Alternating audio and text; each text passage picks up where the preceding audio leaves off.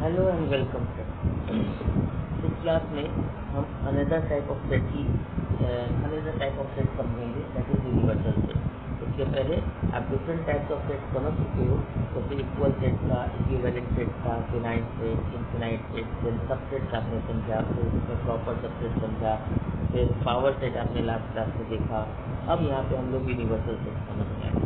क्या होता है यूनिवर्सल सेट? जैसे कि इसका नाम है यूनिवर्सल, ये टोटल यूनिवर्स काउंट करता है। मीन्स उसके कंसिडरेशन के साथ, मतलब उसके साथ में जितने भी सेट्स आपको दिए होंगे, तो ये वाला सेट जो यूनिवर्सल होगा, ये सेट ऐसा होगा जो बाकी सारे सेट्स का सुपर सेट होगा।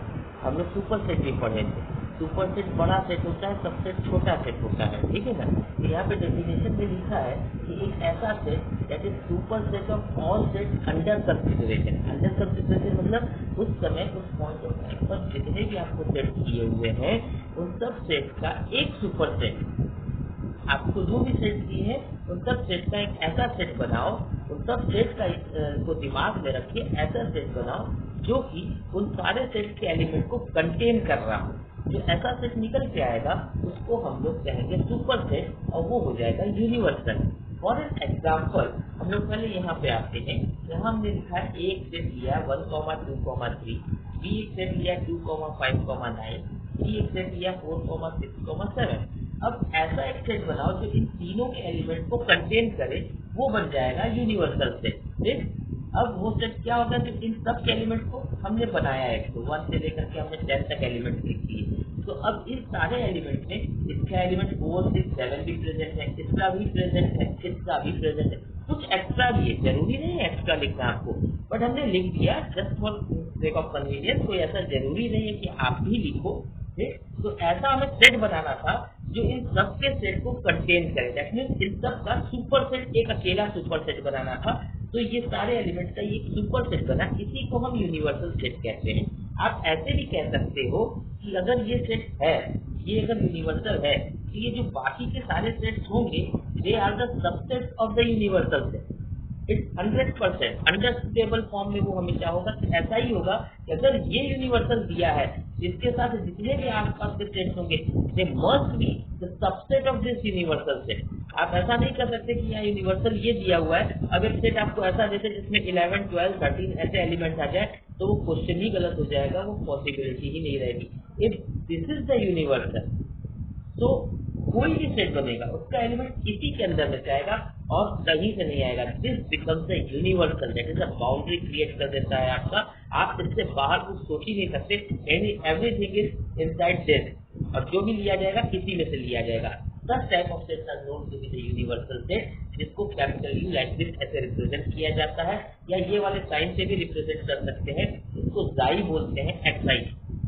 ठीक, कोई जरूरी नहीं है, मोस्ट कॉमनली हम लोग इसको यूज करते हैं, तो हम लोग इसी को ले सकते हैं। फर्दर एक और एग्जांपल हमने यहाँ पे लिया हुआ है यूनिवर्सल समझने के लिए।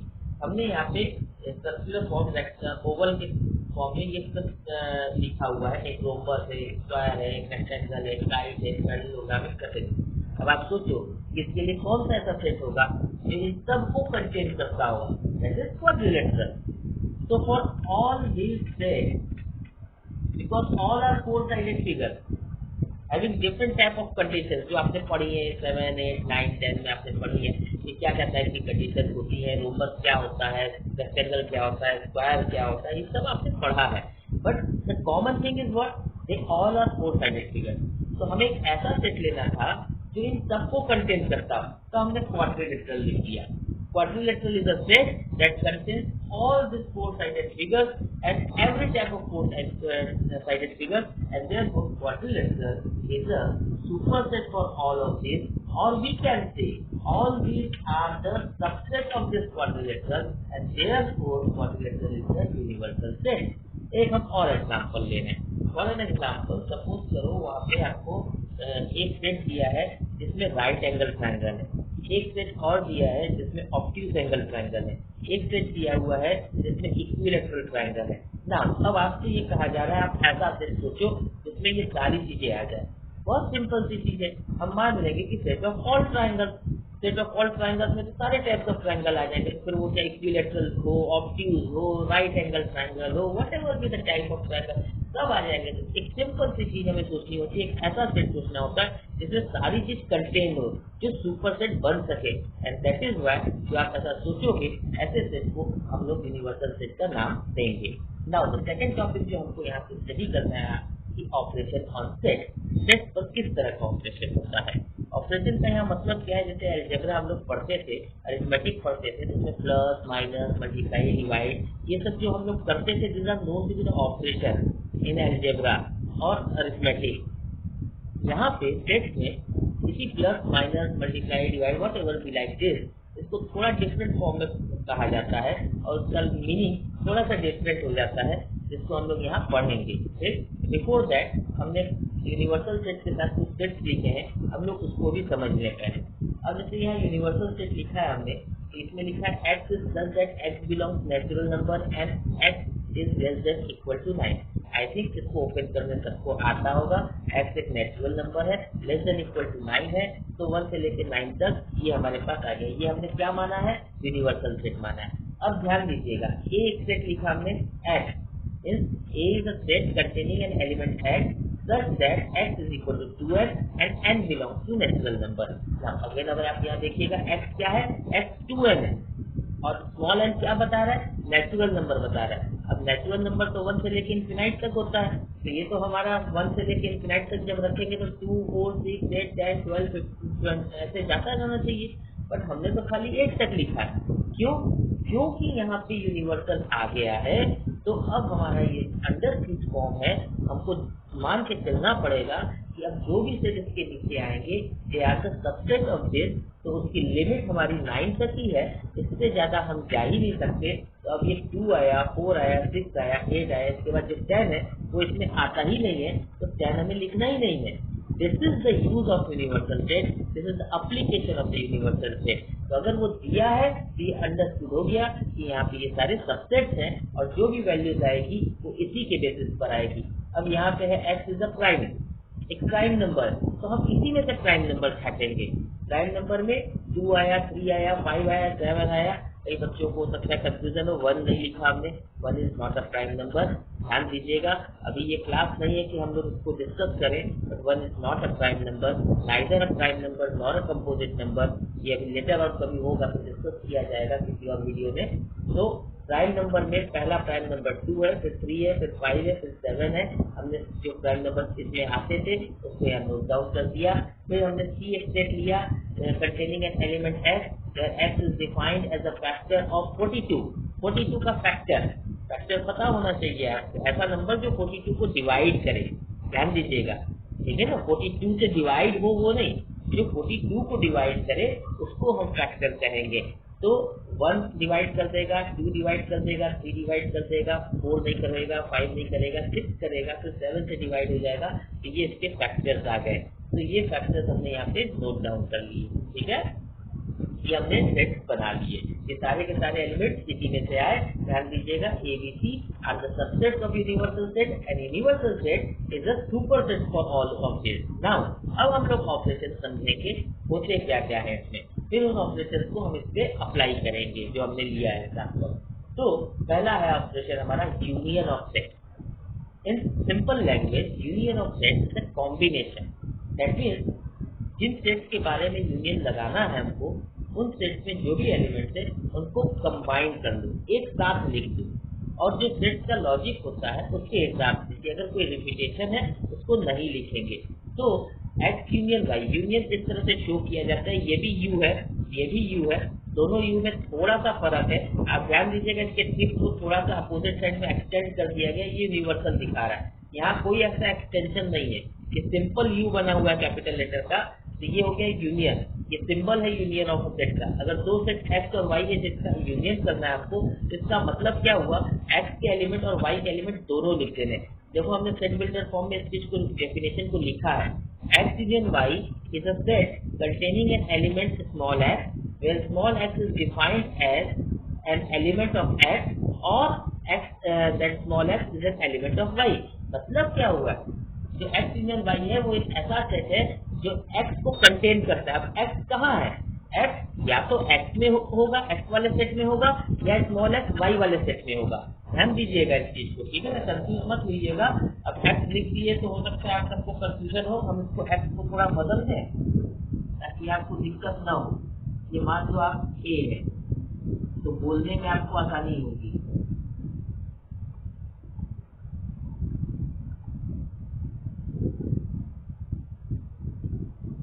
जहाँ जहाँ स्मॉल एक्स था हम सब जगह हटा दे रहे हैं ताकि आपको दिक्कत ना हो, क्योंकि इधर भी एक्स लिखा हमने, उधर भी एक्स लिखा, तो कंफ्यूजन हो। अब हम लोग इसको रीड करते हैं एक्स यूनियन वाई को। एक्स यूनियन वाई क्या बता रहा है? X union Y is a set containing an element A where A belongs to X और A belongs to Y.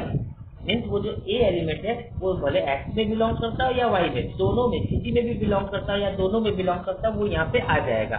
Means her element जो एक्स में होगा, हर एलिमेंट जो वाई में होगा, वो इसकी यूनियन में आ जाएगा। कैसे आएगा? जैसे अब हम इसके ऊपर एग्जाम्पल लेते हैं, ये हम रफ कर देते हैं, आई थिंक आपको आ गया होगा।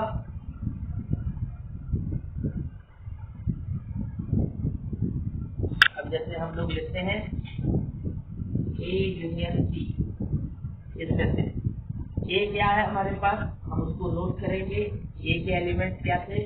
2 4 6 8। यूनियन सी के एलिमेंट क्या है?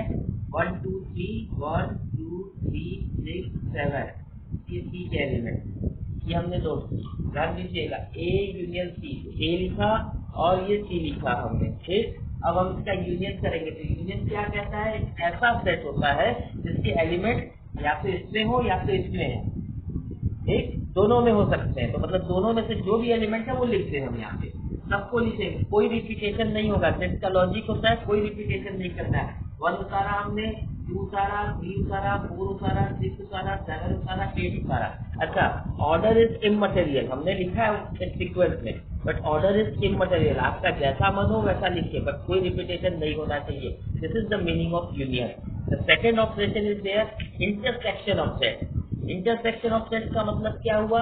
इंटरसेक्शन ऐसे दिखाया जाता है, ये सिंबल है इंटरसेक्शन का। ये कैसा सिंबल है? यूनियन का जस्ट अपोजिट, रिवर्स है, उल्टा यू बना हुआ है, ठीक है ना। तो अगर दो सेट एक्स और वाई है जिसका इंटरसेक्शन करना है, तो कैसा सेट होना चाहिए? एक ऐसा सेट होगा जो ए एलिमेंट को कंटेन करेगा, where A is defined as what? A belongs to X and A belongs to Y. And है, एंड और ए का, एंड और का मतलब आपको पता होना चाहिए, एंड और का। तो इंटरसेक्शन एक्स इंटरसेक्शन वाई एक ऐसा सेट है जो ए एलिमेंट को कंटेन करता है, where A belongs to X and A belongs to Y. मतलब ए जो एलिमेंट है वो एक्स में भी होना चाहिए और वाई में भी होना चाहिए, तभी वो एक्स इंटरसेक्शन वाई में आएगा। तो बेसिकली हम क्या कर सकते हैं? It is a set containing the common element of X and Y. अगर कोई कॉमन एलिमेंट नहीं है तो नल सेट आ गया, एम्प्टी सेट आ गया। बट अगर कॉमन एलिमेंट है तो सिर्फ वही होगा, क्योंकि एंड लिखा है। और लिखा होता तो या तो इसमें या तो इसमें किसी में भी हो आएगा वो, लेकिन यहाँ एंड है, ऐसा ही होगा जो इसमें और इसमें दोनों में होगा। अब जैसे हम लोग लिखे, अब यहाँ ए यूनियन सी निकाला था, मान लो ए इंटरसेक्शन सी निकालते हैं। ए इंटरसेक्शन सी निकालेंगे तो 2 4 6 8 ये लिखा, इंटरसेक्शन 1 2 3 6 7 ये लिखा।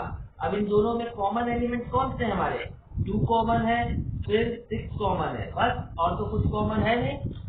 2 कॉमन है, 6 कॉमन है, तो ये हमारा आंसर हो गया। हम निकालते हैं ए इंटरसेक्शन बी, तो हम ए को नोट कर ले, 2 4 6 8। इंटरसेक्शन बी का है 2 3 5 7। अगर कोई कॉमन एलिमेंट नहीं आएगा तो एम्प्टी सेट आंसर होगा, ध्यान दीजिएगा। तो यहाँ पे आया 2,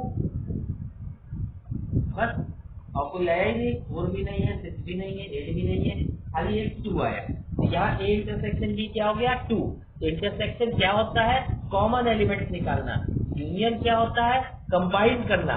जितने भी सेट में यूनियन निकालना है उन सारे के एलिमेंट को कंबाइन कर देंगे विदाउट रिपीटेशन, ध्यान दीजिएगा। और इंटरसेक्शन में क्या करते हैं? हम दोनों में जो कॉमन एलिमेंट हो उसको फाइंड आउट करते हैं। नाउ थर्ड हम लोग डिस्कस कर रहे हैं difference of a set, set का डिफरेंस, दो सेट के बीच में डिफरेंस x माइनस वाई। ध्यान दीजिएगा, हम इसके लिए थोड़ा सा आपको बेसिक मैथमेटिक्स भी पढ़ाते हैं। मान लीजिए कि आपको 8 में से 5 माइनस करना है। ठीक, बहुत छोटे क्लास में जब आपने पढ़ा होगा 8 का मतलब 1 2 3 4 5 6 7 8, 1 2 3 4 5 6 7 8। इसमें से आपको क्या करना है, 5 माइनस करना है। 1 2 3 4 5 माइनस कर दिया, क्या बच गया आपके पास, 3 बच गया। ये 1 2 3 ये आपको पता होगा। कहोगे ये क्या पढ़ा रहे सर, इतनी छोटी सी चीज। हाँ, ये क्या बता रहा है कि जो यहाँ पे एलिमेंट होता है वो बड़ा होता है, और इसी की एलिमेंट की जो वैल्यू बचती है वही अंदर आती है। इधर जो भी आइटम होगा उस आइटम को इसमें से हटा दो, इधर जो बच गया वो आंसर हुआ। ये लॉजिक पर सेट्स में डिफरेंस किया जाता है। हम इस चीज को समझाने के पहले आपको हम यहाँ करके दिखाते हैं कि हम क्या दिखाना चाह रहे हैं। जैसे आपको हम माइनस करते हैं, यहाँ पे a माइनस बी कर रहे हैं, और फिर हम b माइनस ए करके भी दिखाएंगे। a माइनस बी कर रहे हैं तो 2 4 6 8 में से माइनस कर रहे हैं हम 2 3 5 7, ये हमने माइनस किया। तो हम कैसे माइनस करेंगे, क्या लॉजिक था, इसको इसमें से देखेंगे कि कौन कौन सा एलिमेंट इसमें है, जो एलिमेंट इसके अंदर होंगे उसको हटा देंगे, बाकी किसी से कोई मतलब ही नहीं है। ठीक, और लिखेंगे किसके एलिमेंट, इसके।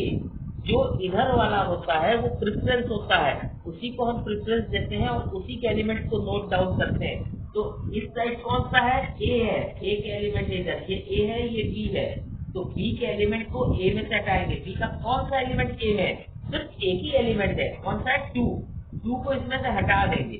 बाकी कौन कौन से बच गए इधर, 4 6 8। देख लीजिए, बहुत ध्यान से देखिएगा, कंफ्यूजन बहुत होता है सबको।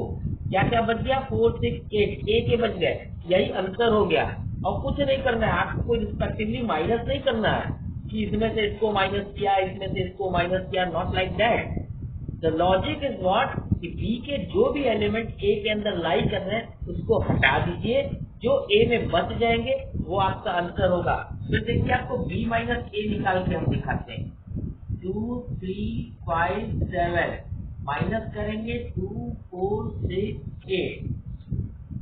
अब यहाँ भी तो वही 2 ही हटेगा खाली इसमें से।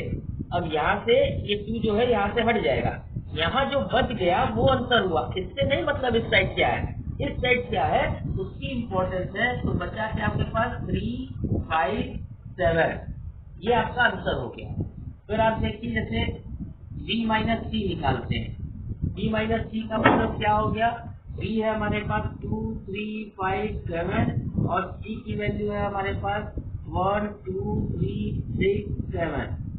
अब हमें क्या करना है, c के जो एलिमेंट b में है उसको हटा दे, जो b में बच गए वो हमारा आंसर हो गया। तो b के कौन से एलिमेंट b में है, 2 है 3 है 7 है, तो 2 3 7 हटा दिया, बच गया क्या 5, ये हमारा आंसर हो गया। c माइनस बी देखिए, c माइनस बी में 1 2 3 6 7, इसमें से हम 2 3 5 7 हटा, तो इसमें से कौन कौन से एलिमेंट यहाँ से हटेंगे, 2 हटा 3 हटा 7 हटा, क्या बच गया इधर 1 6, that is your answer. Means जो इस साइड रहता है वो बड़ा माना जाता है, भले वो छोटा क्यों ना हो, इससे नहीं मतलब है। जैसे यहाँ पे आपको क्या दिख रहा है, यहाँ पे 4 ही एलिमेंट है या 5 एलिमेंट है, हमें नहीं मतलब, हमें कोई कॉरेस्पॉन्डिंग सब्ट्रैक्शन थोड़ी करना है कि एक एलिमेंट से एक एलिमेंट का। हमें सिर्फ ये देखना है कि इस एलिमेंट के जितने भी एलिमेंट यहाँ होंगे उसको हटा देंगे, बाकी जितने बच जाएंगे सब लिख देंगे। सपोज करो कोई भी एलिमेंट इसका यहाँ ना होता, मान लो स्टेट होता ऐसे, आपका 1 2 3 या 1 है और इसमें से हम माइनस कर रहे हैं 2 3 5। अब कोई भी एलिमेंट इसका इसमें है ही नहीं, तो क्या आंसर नहीं आएगा, आएगा। कौन सा आंसर आएगा, किसकी इंपॉर्टेंस है, इसकी जो इधर लिखा है, और यही आंसर हो जाएगा। बात समझ में आई। अगर हम ऐसे लिख दें जैसे 2 3 5 में से 1 माइनस। अब बताओ, अब 1 फिर इसमें तो है ही नहीं, लेकिन अब इसको पहले लिखा है तो ये हमारा आंसर हो गया। आंसर क्या आया? 2 3 5, ये आंसर आया। बात समझ में आ रही है कि अगर हम b माइनस सी कर रहे हैं तो c के एलिमेंट को b में से हटा दें, जो बच जाएगा वो, तो आंसर में जो आ रहा है एलिमेंट वो किसको बिलोंग कर रहा है? बहुत ध्यान दीजिएगा, जो आंसर में एलिमेंट आ रहा है वो इस सेट को बिलोंग कर रहा है, इसको नहीं कर रहा है। कोई में भी देख लीजिए, c माइनस बी, जो आंसर आ रहा है 1,6 वो किसके अंदर है? सी में है, डी में नहीं है। मीन्स जो आंसर है वो एक ऐसा आंसर है, ऐसे एलिमेंट को कंसीडर करता है जो इस सेट को बिलोंग करे बट इसको न करे। This is how the definition becomes here कि x minus y considers an element A where A is defined as an element of x and not an element of y। ये जो है वो x में तो होना चाहिए, y में नहीं होना चाहिए। मीन्स x के एलिमेंट की इंपॉर्टेंस है।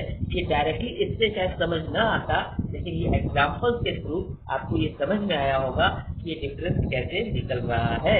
फर्दर ऑन लास्ट आता है आपका complement of a set. Complement of a set is again a difference of the respective set corresponding set with the universal। Universal के साथ अगर उस सेट का डिफरेंस निकालेंगे तो वो कॉम्प्लीमेंट कहा जाता है। इसको डिनोट किया जाता है यहाँ डैश लगा करके। x का कॉम्प्लीमेंट क्या दिखाता है कि x को यूनिवर्सल से हटा दो। ध्यान देना, x को यूनिवर्सल से हटाना है, मतलब जिस सेट का कॉम्प्लीमेंट निकाल रहे हो उस सेट को यूनिवर्सल से आपको हटा देना है। तो बचेगा कौन सा? यूनिवर्सल का एलिमेंट बचेगा। यूनिवर्सल माइनस x करना है, x माइनस यूनिवर्सल नहीं करना है। ध्यान दीजिएगा इस चीज को। तो क्या आपको करना है? मान लो आप यहाँ पे b का कॉम्प्लीमेंट निकाल रहे हो, तो b का कॉम्प्लीमेंट निकालना मतलब यूनिवर्सल में से b को माइनस करना, यूनिवर्सल से b को माइनस करना है। यूनिवर्सल आपका 1 2 9 दिया हुआ है और b का एलिमेंट आपका 2 3 5 7 है। देखो डायरेक्ट कर रहे हैं, इसको इसमें से हटाना है। तो यहाँ से 2 हट गया, यहाँ से 3 हट गया, 5 हट गया, 7 हट गया। क्या बच गया आपके पास? 2 3 5 7 हट गया, तो 1 4 6 8 9 ये आपके पास बच गया। ये आ गया कॉम्प्लीमेंट। अगर डिफरेंस क्लियर है तो कॉम्प्लीमेंट में कोई प्रॉब्लम नहीं होगी। और ध्यान दीजिएगा, कुछ चीजें आपको ध्यान रखनी है, उसको हम लोग चलिए लेकर डिस्कस करेंगे। पहले आप इतना समझ लीजिए, नेक्स्ट क्लास में हम इसके ऑपरेशन को और ज्यादा डिस्कस करेंगे। ये बेसिक चीजें थी जिसमें आपको समझाने की कोशिश की कि इसका मतलब क्या होता है, डिफाइन कैसे होता है। ये यहाँ पे आपको दो चीजें बहुत ध्यान से समझनी है। जो इम्पोर्टेंस है, जो यूनिवर्सल का यहाँ पे बताया गया है क्लास में आपको, और ये ऑपरेशन को समझाया गया है। इस दोनों को आप बहुत ध्यान से देखिएगा, समझिएगा, इसी एग्जाम्पल पे और प्रैक्टिस कीजिएगा। ठीक, तो नेक्स्ट क्लास में हम लोग इसको और आगे बढ़ाएंगे। Thank you till then.